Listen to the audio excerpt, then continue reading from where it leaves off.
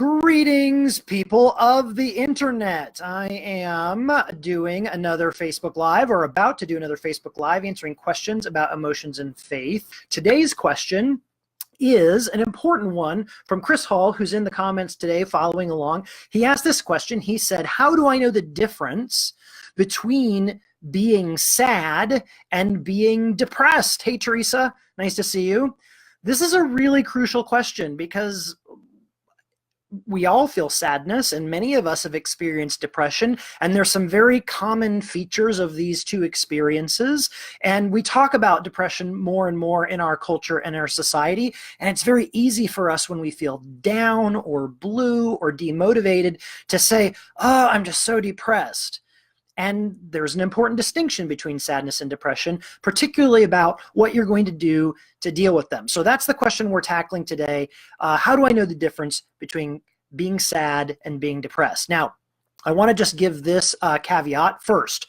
I'm not a clinician. I'm not a therapist. I'm not a licensed counselor. I'm a pastor with 25 years of experience doing pastoral ministry. I'm a human being who's experienced sadness in my life, and I'm also a human being who's experienced depression. I had a year of very intense, almost debilitating depression that I talk about some of that experience in my book. And I know a little bit about this from my own experience, but also from researching it and talking to a number of therapists that I trust. And so I think I can give you a handle that will be helpful to you today. But I do want to just be clear, I'm not a therapist, and when it's time for you to get help, you probably need to see a therapist. All right. So with that out on the table, let's talk about the difference between sadness and depression. Okay. The simplest core of it is this: sadness is an emotional response. It is an emotion we feel in our minds and in our bodies when we've lost something of value, when we've experienced a loss of some kind.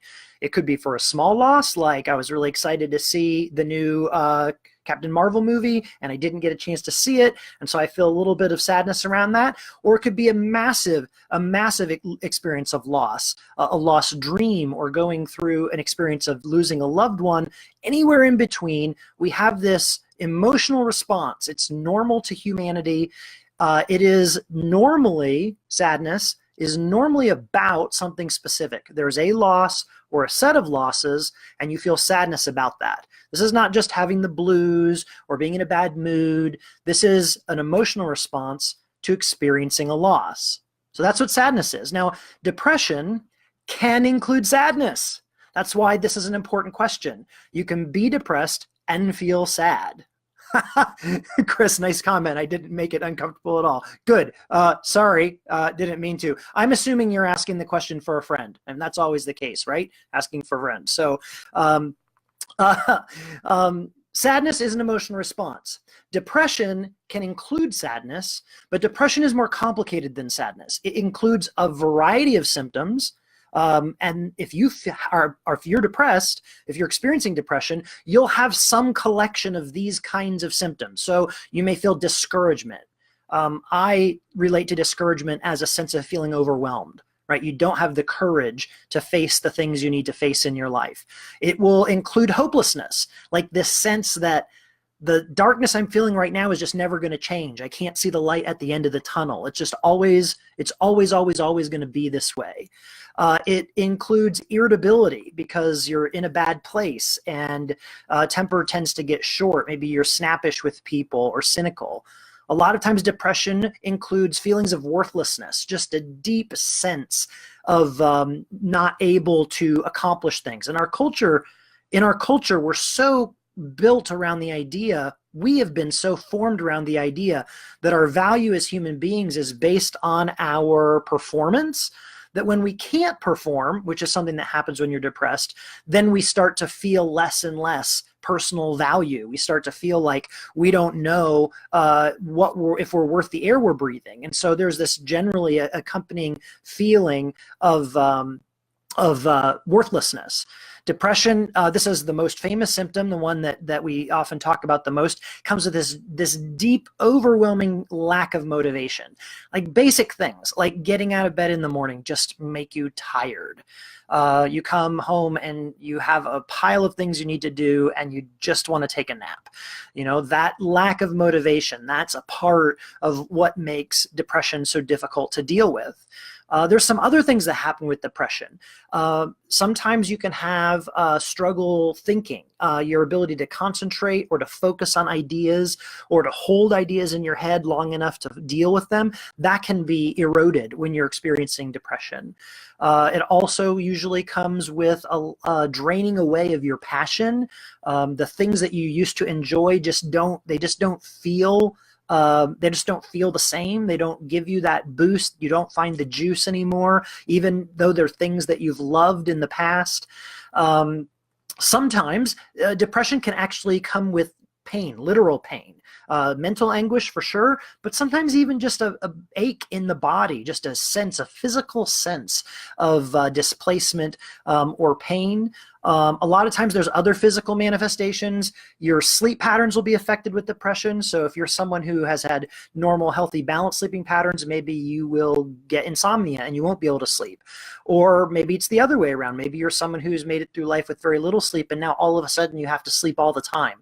Oftentimes there'll be appetite changes as well when you're feeling depressed and you just either can't eat at all, you're never hungry, or the opposite, like hunger becomes a way to sort of feel some sense of a good thing, you know, and so you want to eat ice cream and cookies and potato chips and all that stuff just to try and get that brain chemical serotonin going so you feel better.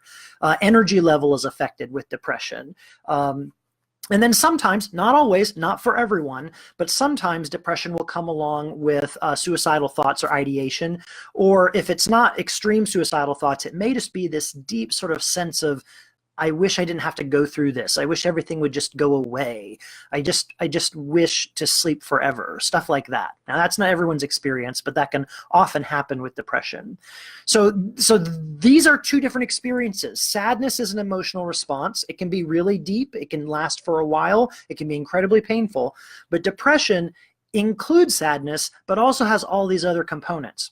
Now here's some key differences to help you know the difference. And if you just joined in, I want you to know that if you stick around through this Facebook Live to the very end, which would be about maybe 10 more minutes, I'm giving away 2 copies of my the audio book for my book, The Wisdom of Your Heart. But you just have to stick around through the whole broadcast to the end when I give them away in order to get them. Okay, so I want to tell you some key flags or some differences that can help you decide if you're dealing with extreme sadness or if you're dealing with depression. So here they are. Number 1, if you're sad, then you will usually experience some release or some relief when you express that sadness.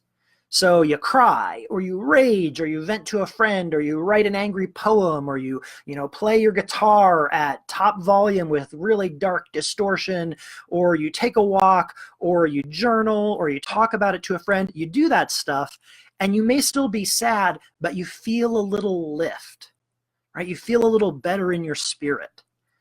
Depression, on the other hand, all those coping mechanisms that you're used to using for dealing with sadness, they don't seem to work.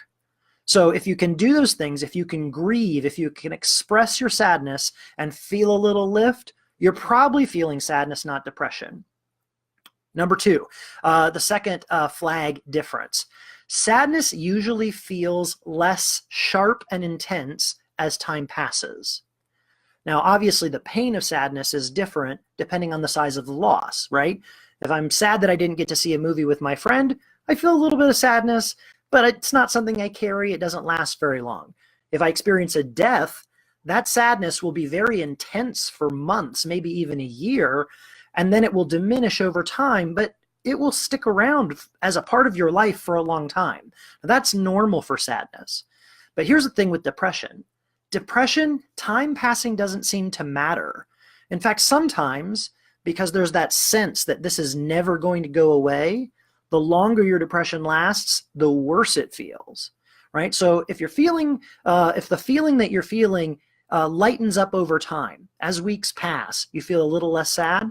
Probably not depression, probably just sadness. Number 3, this is an easy flag.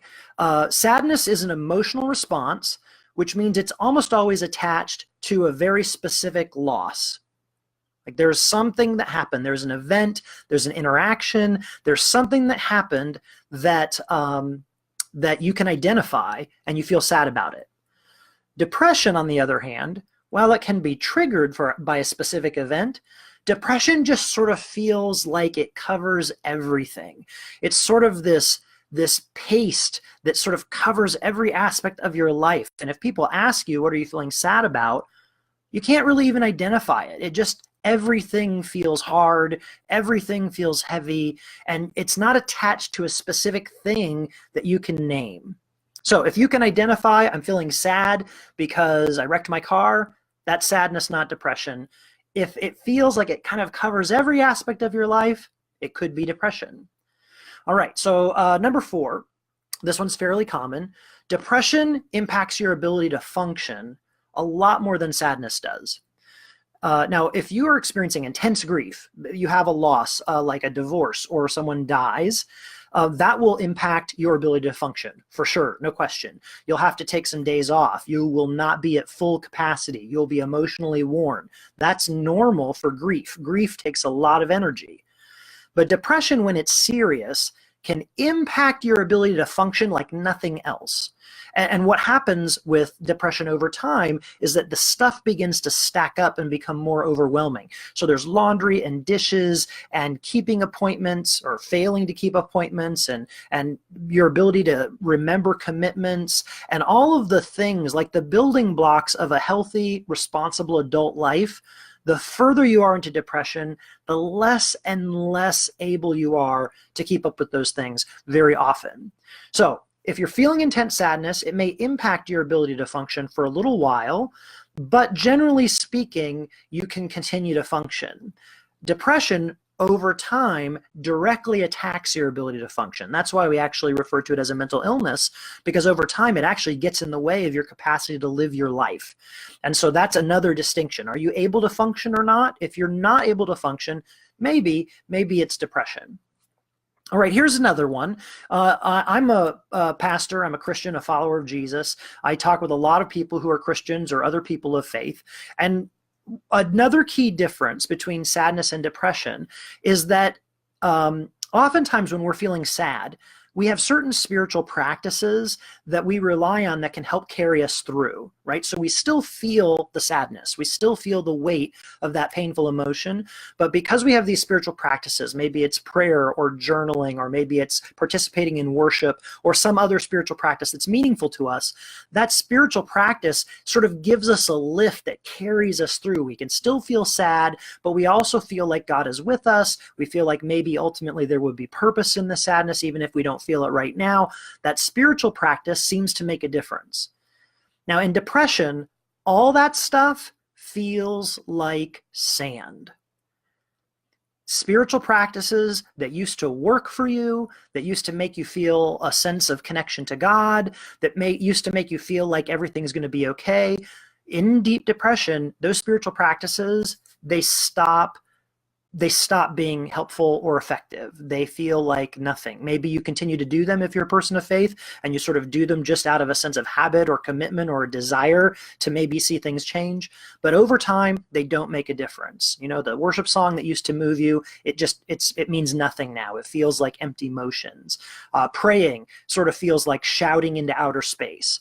Rather than maybe feeling a sense of connection to the divine. So if you're a spiritual person, that's a really great flag. Sadness, oftentimes those spiritual practices still sort of lift us a little bit. They still feel like they work or maybe help us have a sense of meaning. In depression, though, those spiritual practices, they fade and they start to feel meaningless. All right, one last flag before we get to the wrap up here. One last flag. Sadness wanes, right? Depending on how significant the loss is, it may last longer or shorter. But sadness wanes. We talked about that already. depression seems to stick around. And one of the main reasons for that is that depression, when it's serious, can really just be a biochemical problem. It's brain chemistry. And those juicy brain chemicals that we rely on to give us joy and emotional engagement and feelings of satisfaction, those brain chemicals are just not showing up the way they used to. And that's one of the reasons why all the coping mechanisms that we've used in the past don't seem to work anymore. Sadness will fade, and that's because you still have the capacity for those good brain chemicals to show up, right? You can have an experience of joy and get a little burst of serotonin. But in deep depression, your actual brain chemistry is altered, and so you're not getting those chemicals that make you feel better. Even when certain things happen that should make you feel better, they don't anymore. So that's a key indicator. If you can still feel joy, if you can still have experiences of belonging where you get that warm sort of wash over you of the good brain chemicals, you probably are just experiencing sadness. But if you aren't finding that, if you aren't feeling joy at all, it may be that there's a biochemical issue going on, and that's depression. All right, so that's some 6 little indicators of whether you're feeling sadness or depression. And so Chris's original question, how do I know if I'm sad or experiencing depression? It really comes down to this key thing. Sadness is an emotional response that is triggered by a specific loss, and it will fade over time. Depression is an ongoing, persistent state. It certainly can include sadness, but it doesn't seem to lift, right? No matter what you do, your motivation is drained, your productivity is drained. It's not just that you feel sad or blue, it's all of these other things as well. So what do we do? Okay, quick answer. If you're feeling sad, you need to grieve. We're bad at grieving in our culture. We don't give it attention and time. If you're feeling grief, you need to express it. You need to write about it or talk about it or pray about it or sing about it or take angry walks or go work out at the gym and think about what was lost and what it meant to you. That's the process of grieving. It's uncomfortable, it's painful, but as you go through the process of grieving, your sadness will lift. But if your sadness isn't passing, and you have these other symptoms that I mentioned, then you may need to seek help. You may have depression that's more than just feeling sad. And I want to encourage you, if you're feeling those depression symptoms, lack of motivation, inability to be productive, you can't feel joy anymore, you feel this deep sense of worthlessness or emptiness, maybe you even have a physical sense of pain in your mind or in your body. If you're feeling depression like that, please, please, please get help. This is not something that you're just going to fix yourself. It's not just simply a matter of diet or simply a matter of exercise or simply a matter of having someone to talk to. I mean, all those things can help. They're wonderful.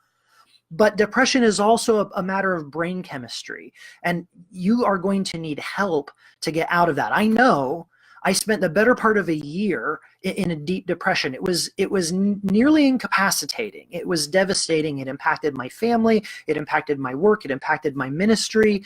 And I know how painful it can be. There is no shame in saying that you need help. There's no shame in putting out your hand and saying, will you please help me take the step that I need to take? It's going to take a while. It's going to take help. It's going to take a little bit of work. It probably will take social support. It may take finding a good therapist, but whatever it is, do it. Go for it. Find the help that you need. You matter. And that means getting the help that you need so that you can feel joy again also matters. Hey, Jackie, you matter. Being able to feel joy is a part of what you were created for. And if you're feeling depression and you cannot feel joy, it's significant. It matters that you get the help that you need to be able to deal with that.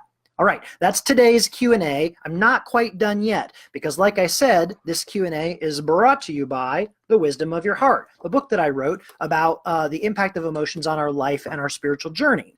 And as I said at the very beginning of this broadcast, I'm going to be giving away 2 free copies of the brand new audiobook. Hang tight. That'll happen here in just about a minute and a half. All right. If this was helpful to you and you find it meaningful, I write about the inner life and about spiritual growth and about becoming the humans God created us to be online. And you can subscribe to my email list at www.marc, M-A-R-C, Allen, A-L-A-N, Schelske, schelske.com/sub. You can also just go to my website and there will be a little spot where you can put in your credentials there. I will not spam you. I won't sell your information. I send about 2 emails a month with links to other things that I've written and podcast episodes, things that I think will help you in your journey as you're growing up. So check that out. All right, time to do the free giveaway. I'm giving away 2 free copies of the audiobook of The Wisdom of Your Heart, Discovering the God-Given Purpose and Power of Your Emotions. It is available. The audiobook is available actually officially tomorrow, but I can secretly tell you it's already gone up on Audible right now. And so it's going to be available on Audible, on Amazon, and on the iTunes Music Store. Tomorrow's the official big launch, and so I'll be doing another Facebook Live and some other things around that. But here's how you get a free copy. Right now, in the comment section, that's right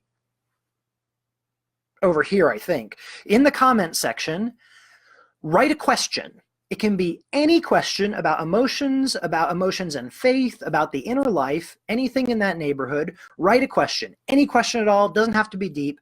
Write a question, and that question serves as your entry. Then when I wrap up, I'm going to leave this open for about 5 minutes, and then at the end of that 5 minutes, I will just go through and take the names of everyone who left a question in the comments, and those questions are your entries, and I will draw 2 of those names to receive free copies of the audiobook via audible.com. And so then I will reach out to you via your Facebook account. Since this live is on Facebook, you have an account here. I'll reach out to you in private message and give you your free copy. It'll be a special download code that you'll take over to audible.com, and I'll give you instructions on how to redeem it and everything. No cost to you. You don't even have to sign up. I don't think you don't have to buy an Audible account. You may have to create an account with them, but you don't have to pay any money at all. You'll just get a free copy. All right, so that's what's happening right now. 2 free copies of the audiobook version of The Wisdom of Your Heart being given away right now. To get a copy or to get a chance of it, write a question in the comments. Any question at all about emotions and faith, about emotions in the Bible, about our inner life and how we grow as humans, any question at all, and that will serve as your entry. And then as soon as I sign off, I will leave the timer open for about 5 minutes, and then I'll come in and see if anybody's posted questions. And if you have, those are the people that will be entered to get the free copies.